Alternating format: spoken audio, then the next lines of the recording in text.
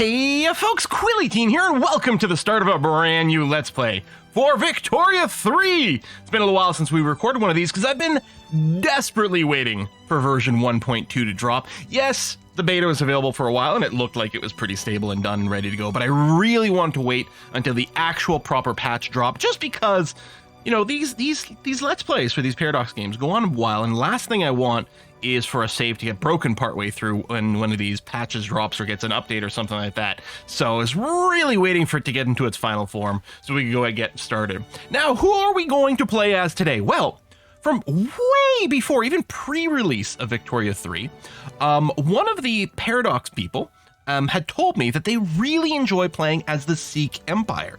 And it's one of the nations that they find quite fun and quite interesting. And so ever since they told me that, I've been thinking in the back of my head, I would love to give a playthrough of that. So that's what we're going to start today. So we're going to zoom in way over here and take a look at the landlocked Sikh Empire, which is next to both Great Qinq and the East India Company and their associated holdings over here in India, which is, it's going to be tricksy. That is, you know, I think it's the sort of thing where if we can survive the first decade, then we're going to be in great shape. But if we decide to start the war on one of our neighbors, which is absolutely what we're going to do, we're going to try to bust our way to the coast early on. This isn't going to be like the Canada run where we're all like, we're so peaceful. Oh, no. None of that crap going on here. We are going to be warring our way to expansion. And so, yeah, if we can go and take Sind and then start grabbing some of our neighbors to the west over here without any real influence from the East India Company, that is going to be fantabulous. I don't think there's any way for us to have a good relationship with them. I mean, maybe? I hadn't actually considered that, but what if we start improving relations with them right away? We're poor relations. Maybe we'll go and throw one for Great Britain as well, which seems like a decent idea. Maybe a neighbor over here. We still have some diplomatic power. Yeah, we could consider maybe Persia. We might decide to expand further this way later on, but for now we can be friendly in this area. And I don't think I need to save up my diplomatic power. Oh, I guess I don't have enough for Russia. Okay. We'll just keep that around for now. So that's diplomatically, that's kind of our situation. Now let's take a look at what our nation here has to offer. First thing I'm going to do is I love going to the outliner and throwing on the states into the outliner. I really think that's quite handy. I actually don't care about keeping the commanders pinned. I think it will recreate the pins though when we get new commanders, so I might have to go and redo that some more. We'll see. We're also going to go and pin the market so we can keep an eye on which goods are expensive in our markets, which ones are cheap just at a glance. And okay, so if we zoom into the Sikh Empire here, we can see we've got 3 states, the largest of which is the Punjab state over here with 2.7 million people in it in total. Sorry, 2.7 million is available labor. We have 13.4 million total. Like, hold on, something I just said doesn't sound right. Yeah. We have tons of available workers over here, most of which are currently peasants working in subsistence farms, and we're going to want to try to upgrade that as quickly as possible. We do start off with an arms industry, which is interesting. They do have a critical shortage of iron over here, which is less than good. We don't have any iron internally in our nation and currently no trade set up for it. We might want to go ahead and import that. It is interesting that it's not showing up as one of the most expensive goods, but maybe is it only showing expensive goods that our people consume?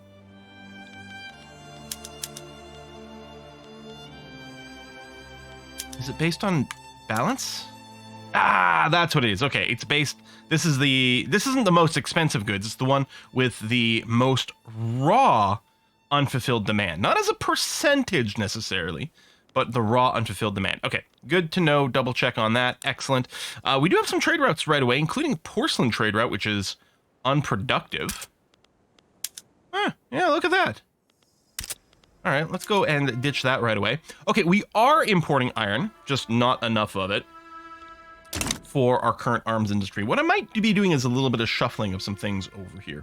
No construction queue yet, no active research.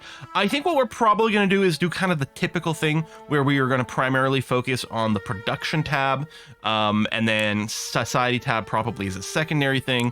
Military really does come last, even though we are going to be doing some warfare.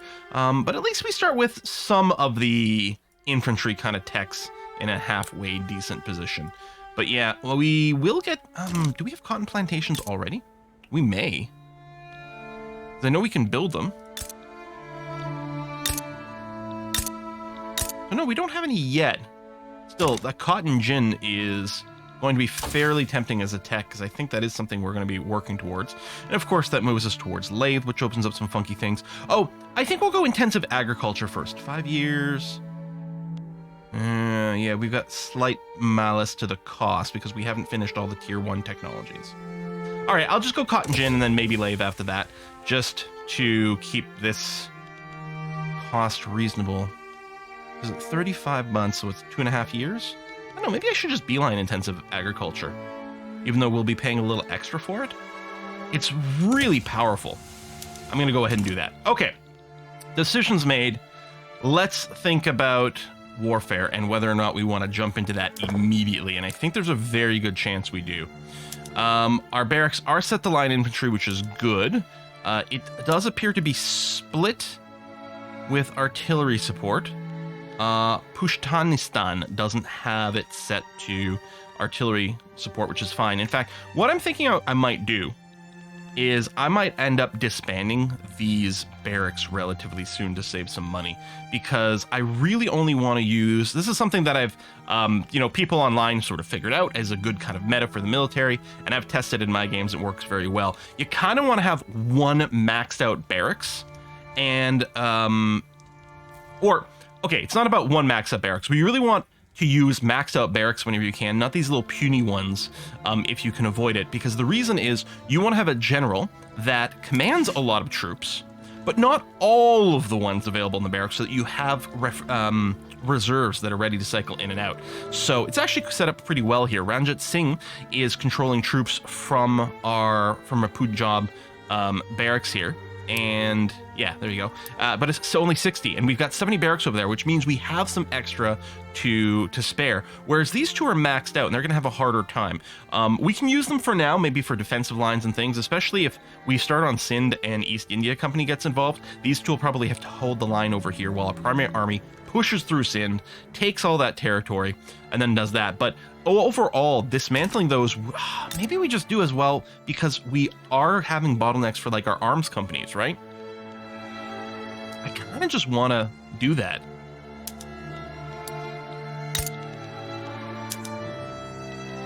Yeah, I'm going to go ahead and do that. And for my construction project, actually, I think I'm going to start right away with building a few more barracks over here so that we will have some extra troops available. Yeah, hopefully that's going to be okay. So we can only work on one front right now because of these, but overall that should be much better for our economy, which is definitely going to take a beating when we start fighting. Okay, so it does mean we are set up over here. I'm not going to use any conscripts at all, so we can actually save some material here by just putting these on the lowest level. If I can avoid using conscripts, I will. It's in theory a little riskier, but it's so much better for our economy if we can manage that. Anyway, I kind of want to declare war on Sindh on day 1 and see how it goes. So we're going to go ahead and start a conquer state play. They only have one state. Great Britain, Qinq, East India Company might get involved. We'll see how that goes. But in any case, I'll immediately mobilize my general over here and tell you to attack on this front and be ready to go. We still haven't actually looked at our provinces over here, our states, to see exactly what resources we currently have. And the thing is, it's pretty poor. Our agriculture potential is amazing. We've got lots of different crops we can grow. But resource-wise, we've got logging camps in Punjab. Kashmir does have some coal mines, which is going to be useful, and then more logging camps. And Pushtanistan, just more logging camps and not a lot of it. I mean, overall, the potential is not as big in this state. It's not going to be quite as populous. But yeah, our targets, though, Sindh by itself, resource-wise, does have sulfur mines. I don't really know if we need sulfur early on. I mean, I guess we can get some for some paper making, and then when we get to explosive making, that'll be pretty handy. The things that probably are most exciting is Makran, which I think is a partial state. Yeah, it's Baluchistan over here. It's a split state. Baluchistan is these two over here, so we kind of want to take both. Anyway, they have access to iron mine and lead mines. So the iron is going to be incredibly valuable early on for like just being able to make tools, because we may end up joining a larger trade market. But We're not going to have that right away. And so we're going to be really dependent on what we can personally import, which is going to be hard on the bureaucracy, or personally manufacture. Anyway, without further ado, I think we can go on unpause. Hey, we're 10 minutes in, we've just unpaused. Oh, speedrun world record here. Some people are improving some relations with me, that's cool. What do we have here? Right, stay sort of monarchic, urbanize. Yeah, I'll go ahead and pin both of those. We have no decisions we can look at currently. In terms of our laws, things are... Oops, come on, go away, you. Things are a little on the rough side. Not a whole lot going on. There's also not a whole lot that we can do currently. A big part of it is because we have serfdom. A lot of things are locked by us having serfdom. And really what we need to do is we need to, as always, see if we can somehow manage to pull some power away from the landowners. Let's see about reforming the government. Yeah. And bring someone else in. Okay, well, we can have 100% legitimacy here with a three-way government with landowners, the priesthood, and the armed forces. If we do that, that does give us the ability to consider moving away from monarchy. Would radicalize the industrialists and the rural folks. The landowners don't get radicalized from that. That's interesting. Because with monarchy, the landowners get a huge amount of political strength. And we kind of want to start pulling that away from them. The earlier, the better. I've never played as a theocracy. I'm kind of interested in maybe considering that. Obviously, our devout interest group, the Sikh priesthood in this case, is going to gain some power from there. And they don't always have ideas that we're in favor of. Although early on, it can be very strong. Early on, some of the ones that they support are pretty good. Anything else over here is almost certainly going to radicalize landowners. And they've got such a huge percentage of power in our nation that would be a bad idea. We could get away with a move to theocracy, which I've never done, and so I'm currently kind of tickled by that idea. I'm happy about professional army. I can't change the bureaucrats, which would be another way. Oops. That's another way to deny power from the landowners, because with hereditary bureaucrats, they get the 25% strength, and so if we move away from that, then they would lose that, but that's not something we do right now. We could move to local police force, which does give the landowners more political strength. We'd like some police, because if we're going to be conquering things, we're going to get some turmoil. God, and it's really easy to pass as well. But it would need a lot of bureaucracy, which currently we don't have enough of. Okay, I hadn't considered this before starting the Let's Play. I kind of want to switch to theocracy and see what that's like. Let's just do it. What could possibly go wrong? All right. Oh, when we mobilized our army, our money went down. Oh, and we started construction, which is all fine and good. Okay. There we go. We went another 3 minutes, basically paused.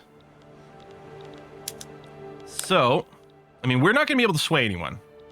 We're kind of hoping that Sin can't sway anyone to their side either.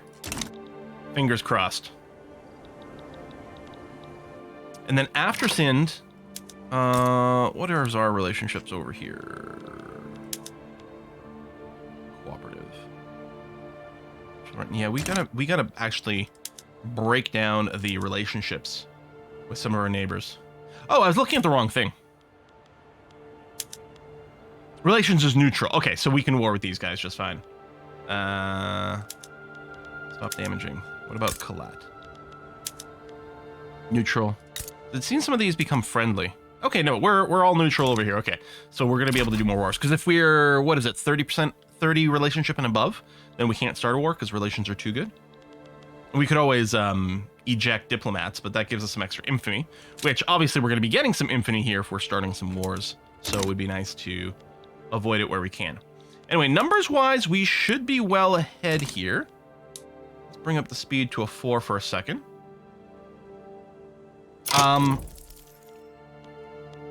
What's my scaling? Is that under graphics? Yeah, okay, 100%. I was gonna say, things look a little tight. I really love to play the game on 90, or in fact, a lot of times about 80% scaling, so we can fit more things on the screen. But for recordings, I do it 100%, so that anyone who might be watching like on a phone or something, the font's not too small.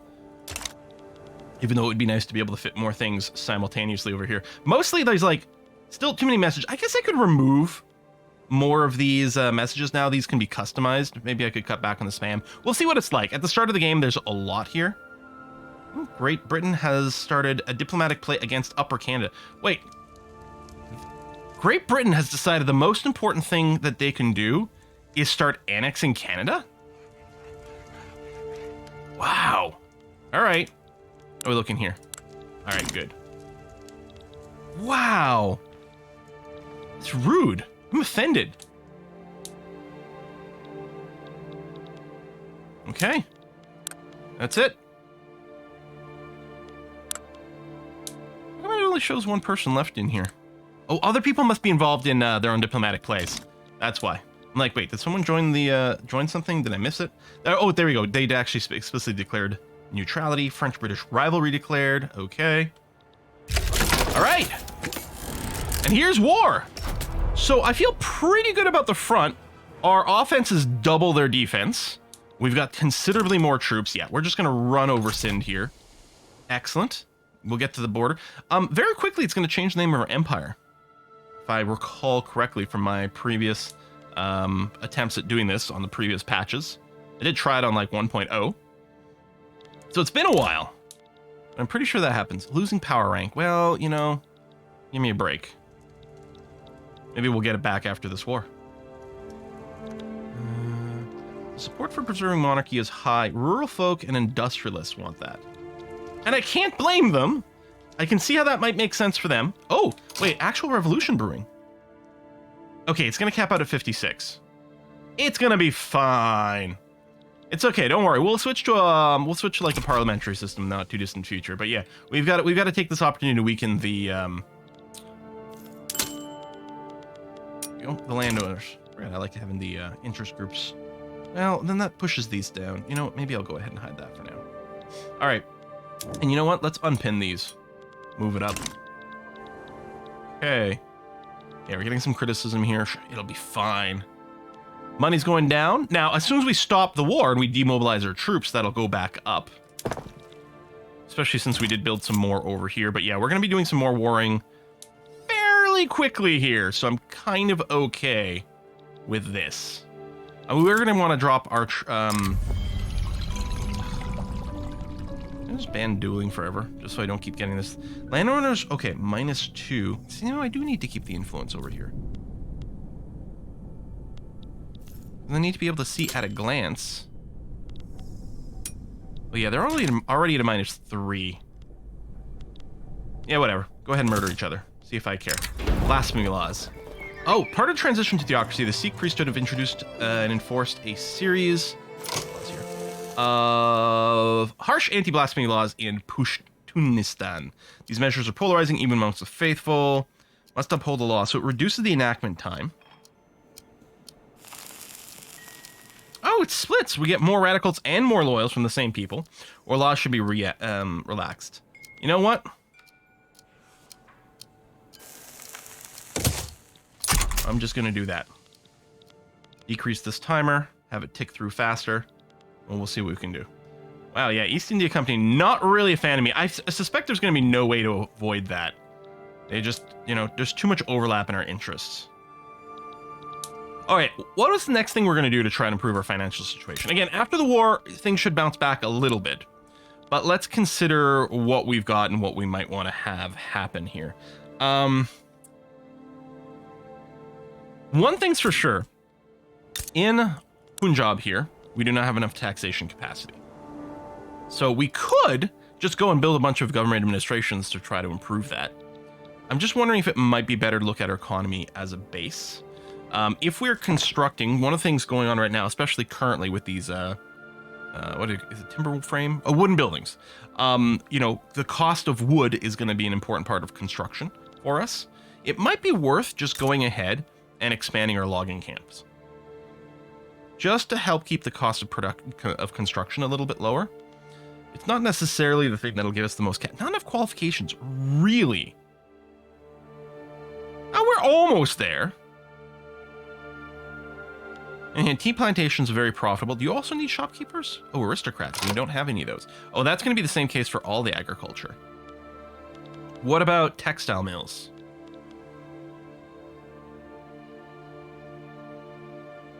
Need a lot of shopkeepers. And then, yeah, same thing here. We might need to get some education. I don't think we can build a university yet. We don't have the tech for it. All right, I'll just queue up a logging camp after this. That seems like it's going to be at least somewhat useful. I can look at the other districts as well. So if we take a look at our market, clothing is actually really expensive right now. If I were to go and take a look at the textile mills here. Oh, we actually have enough qualifications for all of these? Wait, I'm confused. Has qualifications to fill all current vacancies. Here it says not enough qualifications to fully staff this building. Whoops, I didn't mean to click that, but I meant to click here. Oh! No, we have 134,000 shopkeepers. Is this tooltip just not correct? I mean, it definitely feels like it's not correct. In any case, it means we can really... Let's ignore that. And especially from this building screen. This building screen seems to be maybe more correct, since it is confirming that we have enough qualifications. I'm thinking Punjab might be better because it's got so many workers, although it is capped on its infrastructure. And so maybe you should build somewhere else. Oh, you're probably... Yeah, you're getting a private industry built. All right, let me queue up another one. So we're going to build one from the government and let one private industry build one in Posh here. That sounds okay. All right, yeah, so the war is going to end really soon. So we're doing that instead of a lumber mill. But it seems to be fairly profitable. Hopefully you do have enough raw cloth for it. Cool, let's take a look at the war end in a second here. So raw fabric. Yeah, we have a slight excess, not much, although we can very easily add some cotton farms and have that be okay. I don't know if we've got... So building services is just more urban centers, really. I don't think we're going to be doing that directly. But yeah, the clothing is going to be good. That's going to be some decent money. Okay, so we got ourselves an extra state. We've got Sind over here. It's got a bunch of turmoil currently. If we take a look at its population, it is mostly Sindhi. And I suspect, yeah, that is a Sindhi homeland.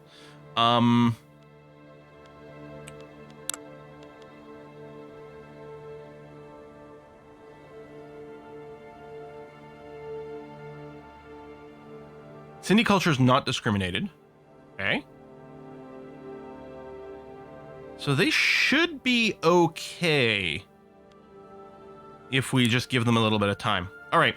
I just realized, since we do have a insufficient infrastructure in our capital, we'll go ahead and run the road maintenance, which does also boost our construction speed. So we should maybe focus on that. Although I think I'll let, these are pre-queued. I think I will, maybe I'll change my mind to textile mill after all. We'll do this. We'll finish the barracks in Punjab. So there's a port that had started in Sindh. We do have a malice to construction there because of the turmoil. But we'll let that go because ports are good. We don't really need it right now. I don't want to cancel it from the queue, but I might queue some more things in front of it. Okay, and with that in mind then, and since we do have the extra production efficiency, no, I'm still going to build one extra textile mill in Kashmir. And then I'm going to get some cotton, some extra cotton going on in Punjab. Lack of infrastructure be damned. We'll go ahead and get a little bit more over there. And I'm just going to put the port to the bottom of the queue here since it's got the production malice. Anyway, okay. Do I want to go into the next war immediately? What's my infamy at? Of course, the higher your infamy, the more eager to join against you will neighboring nations be. Our money's positive again. I mean, we still had a reserve, which was good. Part of me is like, well, if I'm making money, my instinct is to go and increase the construction sector. But I think it really is just going to be a trigger for another war. I think I kind of want to go after Makran as quickly as possible. Baluchi. It's probably a homeland there. Yeah. I don't know what that's going to be like for us culture-wise. Bracket. Let's just try it again. Conquer state. We could do vassalizing and things like that, but no. A few more people might be interested in joining this war. Fingers crossed that they don't actually get into it. Mobilize. Get yourself on the front over here. Let's go max speed. Persia started damage relations. Oh, and have rivaled me. Okay. Oh, bureaucratic imbroglio. Oh yeah, no matter what, we get the enactment time malice. This one here doesn't give me a chance to fail. Specifically just bureaucratic pops that become more radical. And then we lose some bureaucracy, but that's okay. All right, I'll go and do that. I think that did increase our cap from 56 to 58 here. Well, now back down to 57. Okay, doesn't look to me like anyone's joining. Excellent. And yeah, again here, our military potential is much, much greater than our enemy. Okay, war has broken out. Yeah, I don't even know if I need to start those early barracks, but I do feel a little bit better about having them. So yeah, we should be able to smash through this pretty quickly. We will have to take a beat after this, war-wise, just because we're going to have a little too much infamy. So we're going to want to unify the rest of Baluchistan over here, and then at some point I think we will try to go after Afghanistan. That's never, like, worked out badly for anyone, right? Trying to invade Afghanistan, that's always been all right. Oh, I could declare some interest. I mean, just from a trade route potential. Maybe something else would make more sense, but I'm going to be interested in our neighboring regions. I think that makes sense. Programs targeting the Sunni people. Reduced success chance, more time. Either way, yeah, we're going to say this is not the Sikh way. Either way, the Sunni pops kind of get screwed.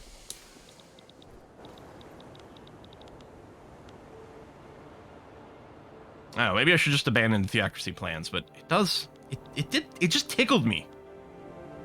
Because I've never gone that direction in this game before. All right, that should finish our push over here.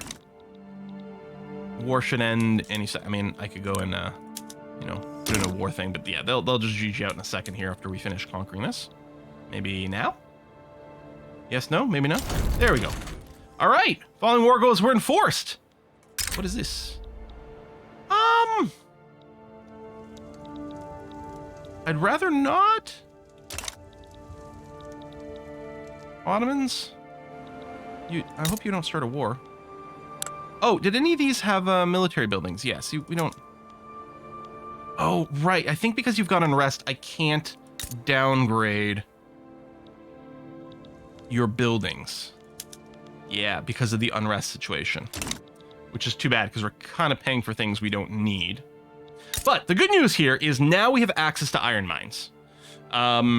Qualifications situation's a little bit bad. We've also got some turmoil over here. At what point do we consider incorporating these states? Because I kind of always want to incorporate everything. Always seems kind of okay to me. Yeah, we definitely don't have the qualifications here to build these iron mines. Hopefully we can do that soon. But yeah, we'll take a beat on the military. So we're currently infamous. We'll let that decay some. More radicals from conquest is a little bit annoying. And yeah, we definitely don't want to go above 50, which could happen on our next conquest. So we'll take a beat there. That's going to be okay.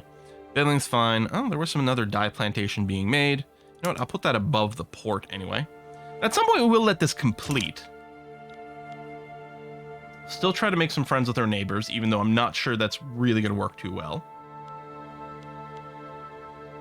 It's interesting that the aristocrats aren't in the list of people who want to preserve the monarchy.